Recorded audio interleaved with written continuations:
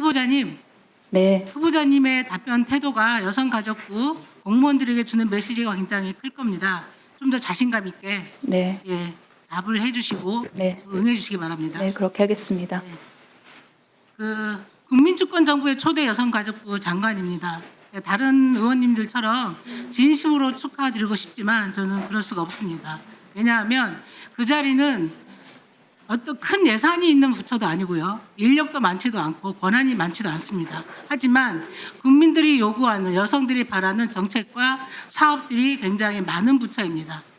그러니까 권능보다 책임과 의무가 더 주어지는 자리이기 때문에 어깨가 더 무겁고 그만큼 후보자가 해야 될 일들이 굉장히 무거운 책임감으로 다가올 것입니다. 그런 생각하고 계시죠?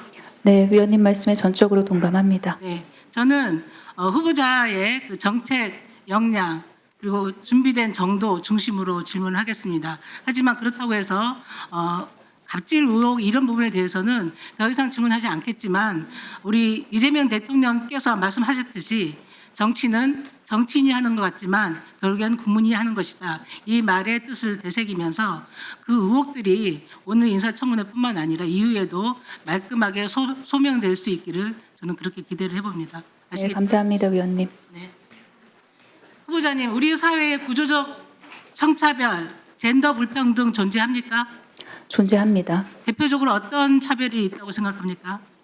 사회 구조적 그리고 문화적으로 성차별이 존재한다고 생각을 합니다. 예를 들어서 네. 여성 같은 경우에는 출산이나 육아로 인해서 경력 단절이 되는 경우가 상당히 많습니다. 그리고 성폭력 피해자 관련해서도 어느 만큼 잘 보호가 되고 지원이 되고 있는지에 대해서는 상당한 의문이 있습니다. 그리고 각 부처별로 성평등 관련한 사항을 살피고는 있으나 이것이 분절적으로 이루어지고 있기 때문에 이에 대한 재검토도 저는 적극적으로 필요하다고 생각을 하고 있습니다. 네, 잘 알겠습니다.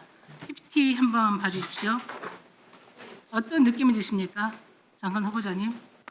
제 기억에는 사진 관련해서 지적을 받았던 걸로 기억하고 있습니다. 그 정부의 사진과 글, 언행 모든 것들은 메시지입니다. 그렇죠? 맞습니다. 더욱이 그 추운 겨울 응원봉을 들고 다양한 국민들 특히 2030 여성들이 많이 나왔습니다. 그분들이 정권 교체를 하나 바라고 대통령 하나 바꾸겠다고 나온 건 아니라고 생각합니다.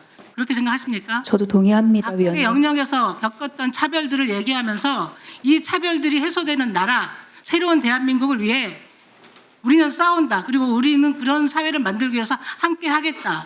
그런 의지로 다 나왔다고 생각합니다. 동의합니다. 하지만 그런 꿈을 갖고 출범한 국민 주권 정부가 보여지는 모습은 약간 아니 어떻게 보면 많이 실망스럽다, 우려된다 이렇게 생각하는데 저의 문제 의식에 동의하십니까?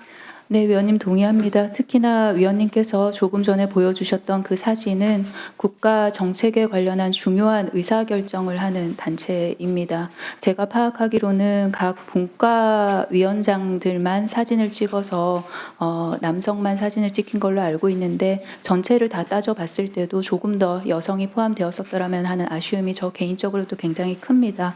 향후 우리 사회에서 중요한 의사결정을 하는 단위에 있어서는 특정 성으로 기울어진 상태에서 의사결정이 되지 않도록 네. 더 세심하게 살펴보도록 하겠습니다. 맞습니다. 그런 의미에서 여성가족부 장관의 책임이 굉장히 저는 크다고 생각합니다. 여성가족부는 주어진 권한과 예산은 많지 않지만 할 일은 굉장히 많습니다. 예를 들어 보면 젠더 폭력이나 디지털 성폭력 하면 그 모든 공격과 비난을 여성가족부가 받습니다. 알고 있죠? 알고 있습니다. 그런데 그 수사 관련돼서 법원 결정 관련해서 하는 부처는 따로 있습니다. 맞습니다. 그 모든 비난을 여성가족부 공무원들, 여성가족부 장관이 받아왔습니다. 그런 문제 인식 알고 계시죠? 알고 있습니다. 그런 문제를 해결하기 위해서 장관님은 싸워야 합니다. 국민주권 내부에서 국민주권 정부 내부에서 이러이러한 정책이 이렇게 가야 되고 예산이 이렇게 확대해야 되고 인력이 이렇게 확보해야 되고 싸워야 되는 부처입니다. 그간에 국민의 정부에서부터 지금까지 여성가족부 장관들은 그렇게 해왔습니다. 물론 윤석열 정부가 그 정부는 그렇게 해오지 않았지만 그렇게 해왔기 때문에 여기까지 왔다고 생각합니다. 그 몇 년간의 후퇴를 정상화시키고 보다 진전되기 위해서는 정말 장관이 되시면 해야 될 일이 굉장히 많으신데 그중에서도 가장 중점적으로 하고 싶은 정책이 무엇이 있습니까? 우리 존경하는 정춘생 의원님 주신 말씀 토대로 제가 몇 가지만 말씀드리도록 하겠습니다. 그 디성센터 관련해서는 중앙 디성센터와 지역 디성센터로 나눠져 있습니다. 중앙 디성센터 같은 경우에는 인력이 37명밖에 되지 않고요. 그리고 예산도 4억 4천만 원 정도밖에 되지 않습니다.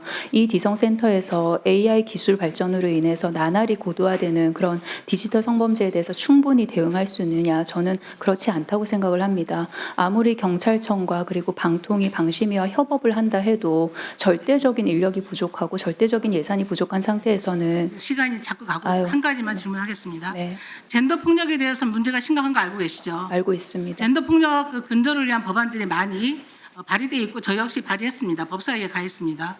현재 가장 큰 문제가 젠더 폭력 관련돼서 가장 큰 문제가 뭐라고 생각합니다. 뭐라고 생각하십니까? 근절되지 않는. 그 범죄 수법이 나날이 고도화되고 있고 그리고 피해자 두 가지 정도로 나뉘는 것 같습니다. 그 젠더 폭력 관련해서는 처벌은 법무부 쪽이고요. 그리고 지원과 보호는 여성가족부가 주무부처인 것으로 알고 있습니다. 그 처벌이 된다 해도 그 이후에 피해와 지원이 오롯이 잘 이루어지지 않는다면은 그 성폭력 피해자는 다시 한 번 더 그 성폭력의 그 테두리에 갇히게 됩니다. 그래서 그런 면에 있어서 균형과 조화를 적절히 이뤄나가야 된다고 생각을 합니다. 관련해서 추가 질의 때 해주세요. 예.